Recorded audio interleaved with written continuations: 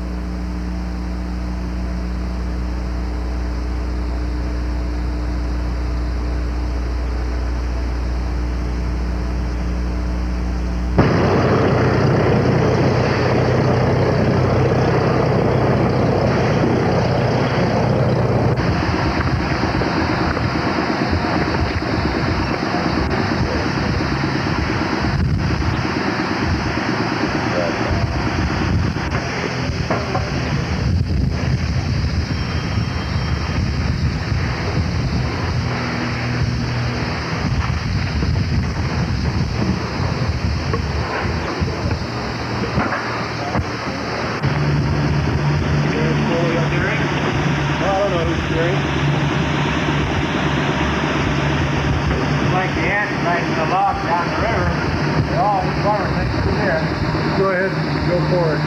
Right there. That's up there.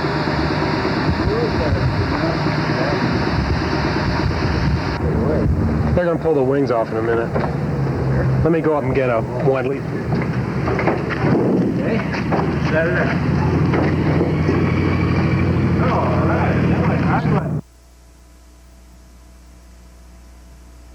See, my little pocket didn't drain.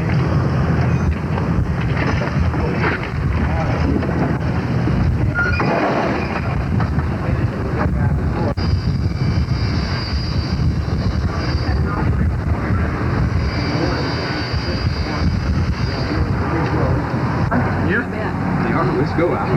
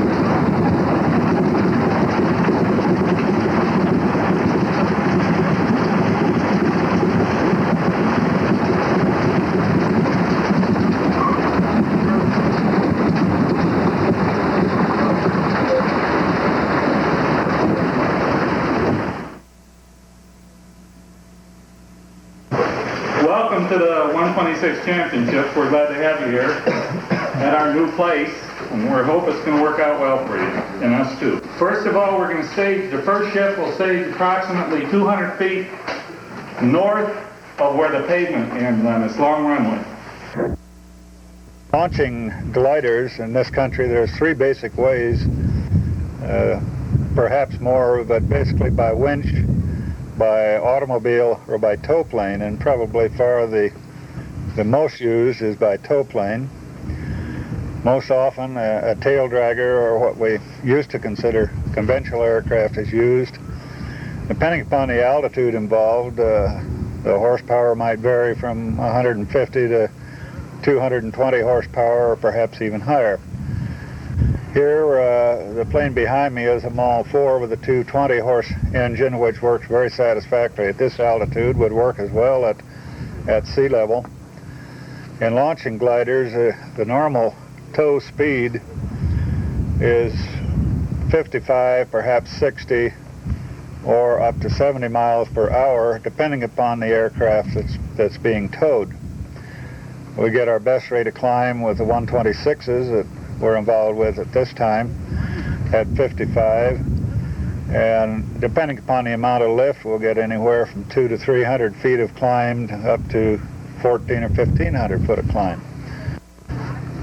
In our goal of 2,000 feet above the runway level at which we release the 126s during the contest, it takes approximately 6 minutes from the time we take off until the glider releases. On reaching 2,000 feet above the runway level, the standard release is done as the rope is detached by the glider. The tow plane pitches over in a left descending turn, and the glider pitches up to the right in a climbing right turn. Now all that is a clearing maneuver. Once they are safely separated, then the tow plane will proceed back to the runway at about 140, perhaps 160 mile an hour to return for the next glider that is waiting. Our goal here during the contest is to launch as many planes as we can, hopefully all contestants, in 45, 55, maybe 60 minutes. So the return gets quite wild. The primary task for today is Weld County, number 15 in return. And I'm telling you now, the alternate is, and it is an alternate, Briggsdale in return. And looking outside right now, there's a nice cloud streak going right straight towards Briggsdale. So I want you all to be prepared on the takeoff line to fly either task. They're close to the same distance. They're close to the same direction. We are going to stage to take off to the south. We're hoping the wind dies down enough to where we can do it safely. We may very well decide to scrub the day because we're running out of tow planes, daylight, and gliders after we run a few through the boonies. What we were waiting for today is the cloud cover that's been induced by the mountains to burn off. That gives us enough heating to generate the lift. The other thing was the wind that we had. It was a lot stronger this morning, and that has been caused by a short wave at upper levels has moved through, and that's changing our weather from the monsoon that we've had over the last couple of days, and especially yesterday. That gives us hope for the next couple of days. The winds have begun to die down a little bit from what they were before. The gusts still seem as high, but the frequency of the gust is not as much. We have finally started to get some temperature coming up, and the cloud cover is beginning to thin out and break up, and that's producing the convection. So let's go ahead and go.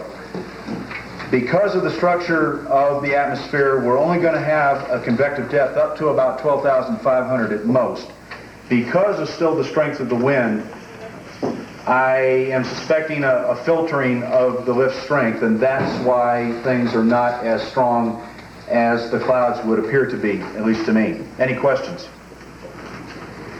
Okay.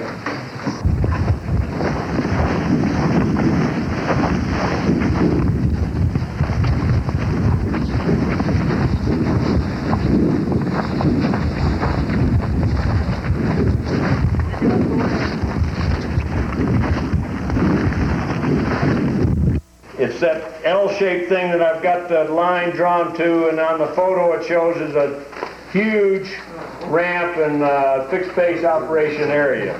I think there's a 50-50 chance that I'm going to say it's not going to be fair and we're not going to launch. So he canceled the contest?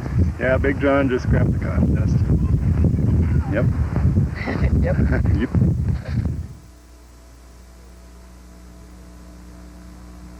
My name is Jay Cruz, and this is the ship that I'm flying in the 126 competition at Owl Canyon, number 610, which I acquired with a partner about 4 or 5 years ago. And we've been flying it ever since, on and off, mainly at Black Forest, but now that Owl Canyon has been purchased by CSA, we've moved it up here and made some fairly good flights up here as well as down there. This particular contest is the first contest I've flown the ship in a national competition. It's proving to be a little bit interesting because the weather for the first day here has not been terribly cooperative, and it's been interesting getting it in and out of the hangar a couple of times. And I'm just hoping that the weather will become more cooperative as time goes on. They've told us, and the weatherman has said that we will be getting better weather.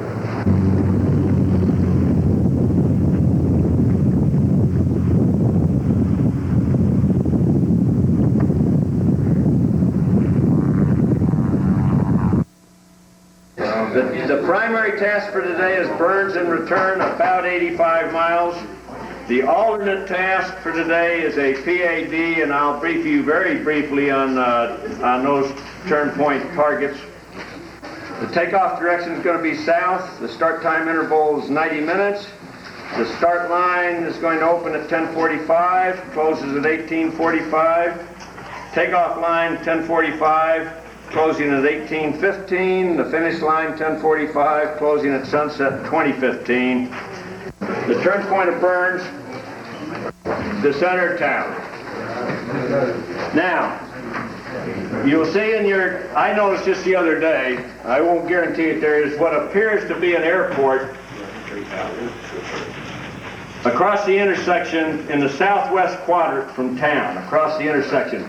Up here, it's at the very top of your picture. You see a little white line running south along that road, and then there's another one running back to the northwest from the south end of that barely shows right there. And that, going by the other day, appeared to be an airport, a runway. Not an airport, but a runway. Just, it's so landable out there everywhere that that's not a big deal. There is, and you might brief them on the Pawnee's grassland. Right across the road to the east of it, looks like It would be the southwest corner of town is at a road intersection.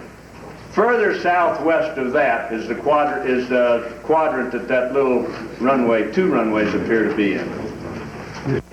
Now, I'll brief you very quickly on PAD turn points. The target at Owl Canyon is the hangar. That's the biggest thing that shows. You have to take that back along the course line from which you came. So that's going to be different for everybody depending on where they came back from. The target on Chugwater, taken basically straight south towards the Gliderport of the center of town. The target at Kimball, Nebraska is as it shows, the little taxiway going out to the runway.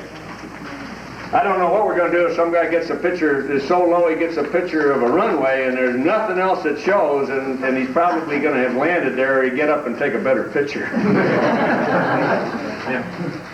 The one at Fort Morgan, here again, is the taxiway. It's basically the south end of the runway, but something will show down there that we can recognize. The one in Longmont, I don't expect you to get there. It's the west end of the ramp area. I don't think really any of these are going to present a problem. Walden Jackson, I really don't expect you to get to it. There again, that's a little taxiway out from the ramp area on the far side of the field. Laramie, Wyoming is the intersection of the two big concrete runways, and you're basically taking it right down the runway back towards the Gliderport. A few quick things to cover. Oxygen will be available between 8 and 9:30. The oxygen will start out on the east row of gliders and go counterclockwise and come back and park at the corner till 9:30. If you have cars parked up against your gliders, it'd help to move the cars so because oxygen cart won't back up to make a clear shot. It'll also be out there between 5 and 6.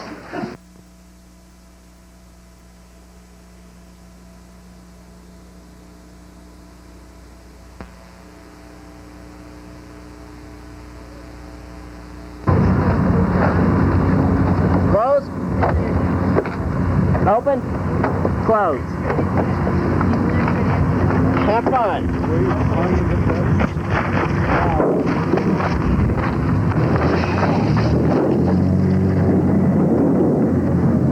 if you want to keep competitive in a standard class or the 15-meter class, the open class, you have to buy a new ship about every year, or maybe every 2 years, because the manufacturers make them better. This one, that doesn't count. As you can see, they're flying the 5th one that was made. They're also flying the 7th one that was made. Well, the numbers on the tail or under the wing are the serial number of the sailplane, which maybe you didn't realize. And 005 is the 5th sailplane that was made. 007 down there is the 7th one that was made. Mine is number 325, and it was made in 1965, and I bought it in 66. It's a lot of fun. Come and join us.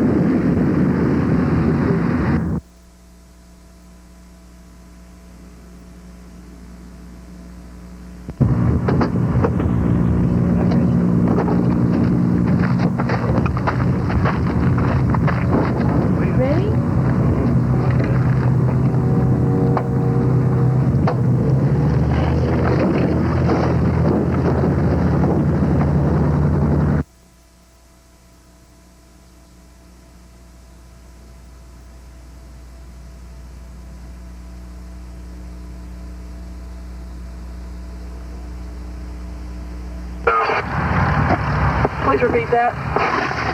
Yes, more some.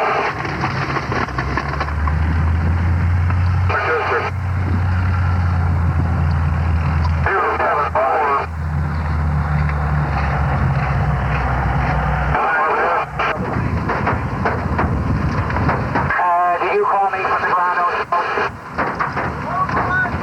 Thank you.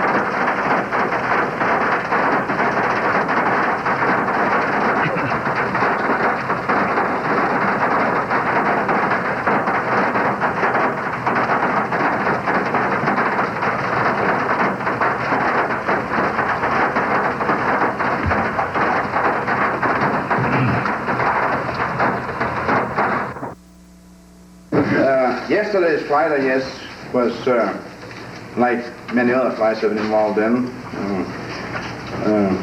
Getting up there and get out and get going. And get out there, and when you get out there, you do the best you can.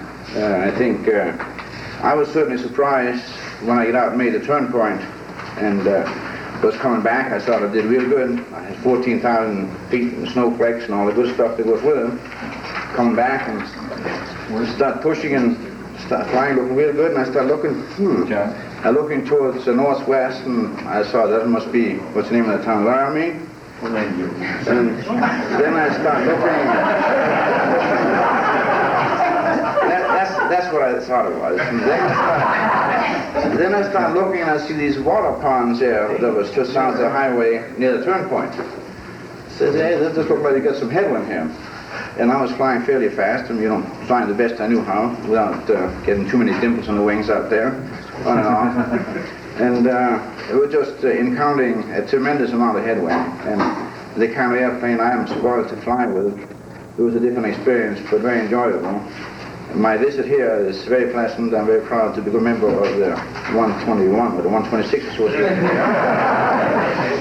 A nice, dedicated group of people, and my crew, my friends from California. I'm very proud they invited me here, and it's all their fault. And my thoughts when I was out there was just, I really didn't want to bother my crew. I like not to do that. Make it back was really my biggest goal, and being out there ways, I was turning on to the daily news here, 123.3, and I didn't hear nothing. I couldn't understand. I didn't know something was wrong. Maybe the radio wasn't right, but there was nobody who went to the gate, and I would think I should have heard somebody. So I was just very, very lucky and very surprised like everybody else.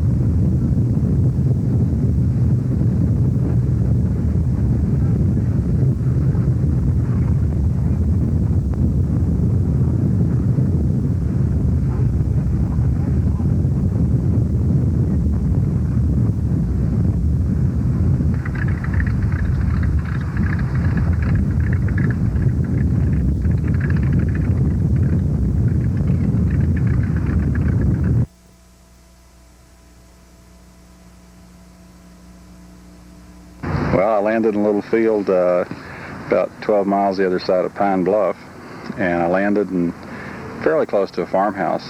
So I got out and I walked up to the farmhouse and knocked on the door, and this nice lady came to the door, and I said, what do you need? And I said, well, I just landed my glider over here in your field. I need to call my crew. And she said, you did what? And I explained to her about landing and so on. Then she said, where are you from? And I said, well, I'm from Dallas, Texas.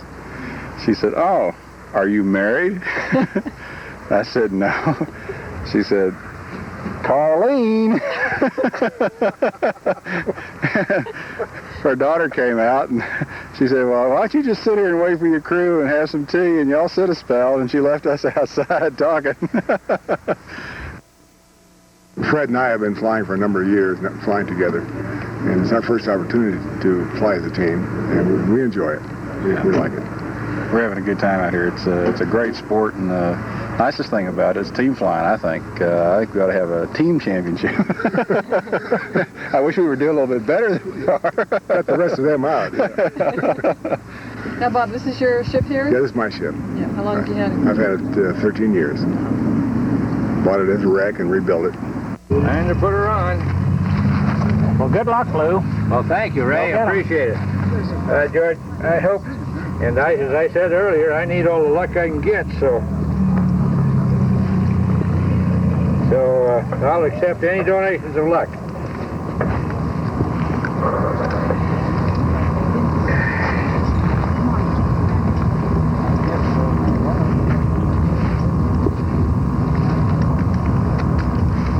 Okay. I think that's about it. I think I'll saddle up, guys. All right.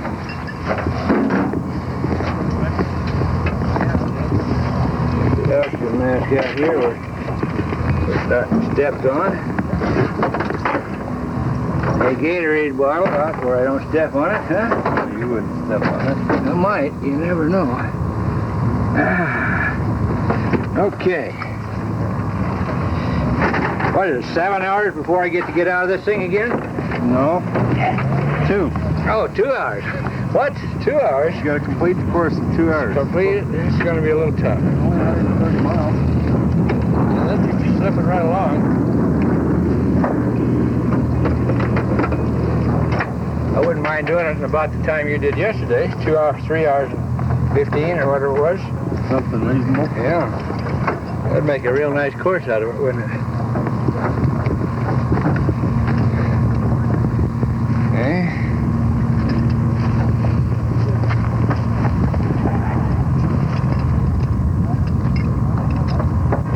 Okay, that's good. Now this guy, I guess I can put down here someplace.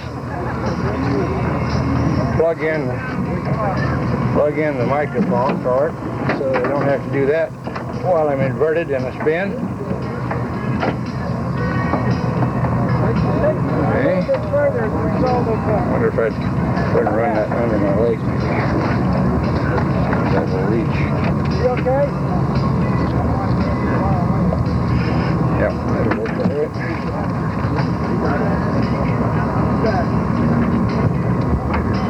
Okay. Up, down, right, left. Now we're on. Up, down. Okay, everything checks good. It's 13:09 and 53 seconds. And we ought to be through the gate in about 15 minutes. Okay.